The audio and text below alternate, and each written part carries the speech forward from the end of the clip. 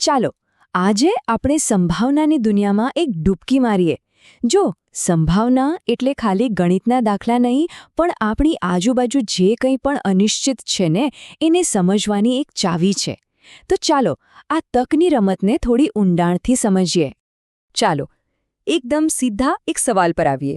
શું એવું બની શકે કે કોઈ ઘટનાની સંભાવના -1.5 હોય?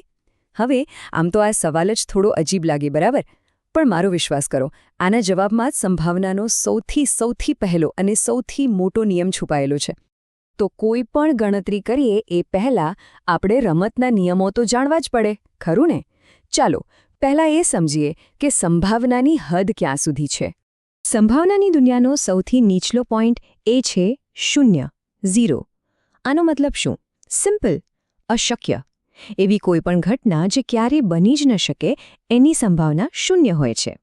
અને હવે 0થી બિલકુલ વિરુદ્ધ, રમતનો બીજો છેડો એટલે કે 1। આનો મતલબ છે પાક્કું, 100% ગેરંટી। એવી ઘટના જે થવાની જ છે એની સંભાવના 1 હોય છે। તો બસ આ જ છે આખી રમતનો મુખ્ય નિયમ। સંભાવના હંમેશા 0 અને 1ની વચ્ચે જ હોય છે, કાં તો 0 અથવા 1 પણ હોઈ શકે, પણ એની બહાર નહીં। તો આપણે જે શરૂઆતમાં સવાલ પૂછ્યો હતો એનો જવાબ શું મળ્યો? -1.5? ના, સવાલ જ નથી। સંભાવના ક્યારેય નેગેટિવ ના હોઈ શકે અને 1થી મોટી પણ ના હોઈ શકે। આને એકદમ સરળ રીતે સમજીએ। એક બાજુ છે અશક્ય ઘટના, સંભાવના 0। દાખલા તરીકે સૂરજ પશ્ચિમમાંથી ઉગે, એ શક્ય જ નથી। અને બીજી બાજુ છે નિશ્ચિત ઘટના, જેની સંભાવના છે 1, જેમ કે સૂરજ પૂર્વમાંથી ઉગશે, એ તો થવાનું જ છે। હવે દુનિયાની બીજી બધી જ ઘટનાઓ, એની શક્યતાઓ આ બે છેડાઓની વચ્ચે જ ક્યાંક આવેલી હોય છે। સારું, તો નિયમો તો આપણને ખબર પડી ગઈ। હવે સમય છે અસલી ગણતરી કરવાનો। તો ચાલો હવે એના મુખ્ય સૂત્રને સમજીએ। આ રહ્યું સંભાવનાનું સૌથી અગત્યનું સૂત્ર। બસ આ એક જ વસ્તુ યાદ રાખવાની છે। સંભાવના એટલે આપણને જોઈતા હોય એવા પરિણામની સંખ્યા અને એને ભાગવાનું કુલ શક્ય પરિણામોની સંખ્યાથી। બસ આટલું સિમ્પલ છે। સાનુકૂળ પરિણામ ભાગ્યા કુલ પરિણામ, આખી ગેમ આના પર જ છે। ચાલો આ સૂત્રને એક પ્રેક્ટિકલ ઉદાહરણથી સમજીએ। ધારી લો કે આપણી પાસે એક થેલી છે, એની અંદર 5 લાલ લખોટી છે, 8 સફેદ છે અને 4 લીલી છે। તો બધી મળીને કુલ કેટલી થઈ? 5 + 8 + 4 એટલે કે 17 લખોટીઓ।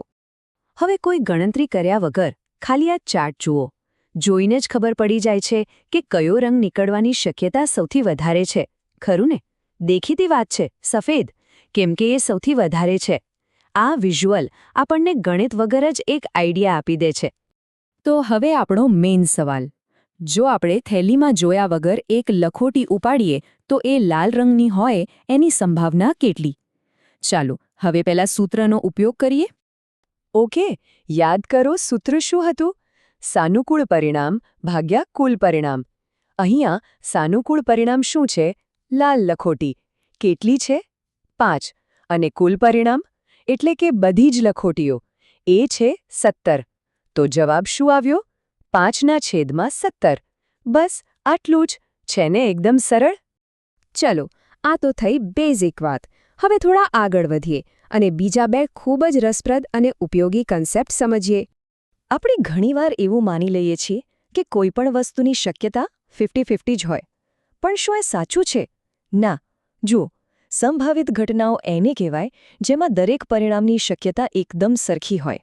જેમ કે સિક્કો ઉછાળો તો હેડ્સ કે ટેલ્સ આવવાની શક્યતા બરાબર છે, પણ શું કાર સ્ટાર્ટ થવાની અને ન થવાની શક્યતા 50-50 છે? બિલકુલ નહીં। એ તો કારની કન્ડિશન, બેટરી, ઘણી બધી વસ્તુઓ પર આધાર રાખે છે। આ બંને વચ્ચેનો ફરક સમજવો બહુ જ જરૂરી છે। હવે આવે છે એક મસ્ત શોર્ટકટ, આને કહેવાય પૂરક ઘટના। આનો સીધો મતલબ એ છે કે જો કોઈ ઘટનાના ફક્ત 2 જ પરિણામ શક્ય હોય, કાં તો એ થશે કાં તો નહીં થાય, તો એ બંનેની સંભાવનાનો સરવાળો હંમેશા 1 જ થાય। એટલે કે જો હાની સંભાવના ખબર હોય તો નાની સંભાવના શોધવા માટે બસ એને 1માંથી બાદ કરી દો। આ ચાર્ટમાં જુઓ, એકદમ ક્લિયર થઈ જશે। માની લો કે કોઈ ઘટના ઈ બનવાની સંભાવના ફક્ત 0.05 છે, એટલે કે 5%. તો પછી એ ઘટના નહીં બને એની સંભાવના કેટલી? સીધો હિસાબ છે, બાકીના 0.95 એટલે કે 95%. બંનેને ભેગા કરો એટલે થઈ ગયો 1. સિમ્પલ. આ પૂરક નિયમ કેટલો પાવરફુલ છે એનું આ એક સરસ ઉદાહરણ છે. ધારો કે 2 સ્ટુડન્ટ્સનો બર્થડે એક જ દિવસે ન હોય, એની સંભાવના 0.992 છે. તો પછી સવાલ એ છે કે એમનો બર્થડે એક જ દિવસે હોય એની સંભાવના કેટલી? કંઈ જ નથી કરવાનું, બસ 1માંથી 0.992 માઇનસ કરી દો. જવાબ આવ્યો 0.008. જોયું, આ શોર્ટકટથી ગણતરી કેટલી સહેલી થઈ જાય છે. તો ચલો, અત્યાર સુધી આપણે જે કંઈ પણ શીખ્યા એને ફટાફટ એકવાર રિવાઇઝ કરી લઈએ. શું છે સંભાવનાનો આખો સાર? બસ આ 4 મુખ્ય મુદ્દા યાદ રાખવાના છે. નંબર 1, સંભાવનાની રેન્જ હંમેશા 0 અને 1ની વચ્ચે જ હોય છે. નંબર 2, એનું મુખ્ય સૂત્ર છે સાનુકૂળ પરિણામ ભાગ્યા કુલ પરિણામ. નંબર 3, દરેક વસ્તુ 50-50 નથી હોતી, એટલે સમભાવિત છે કે નહીં એ ચેક કરવું જરૂરી છે.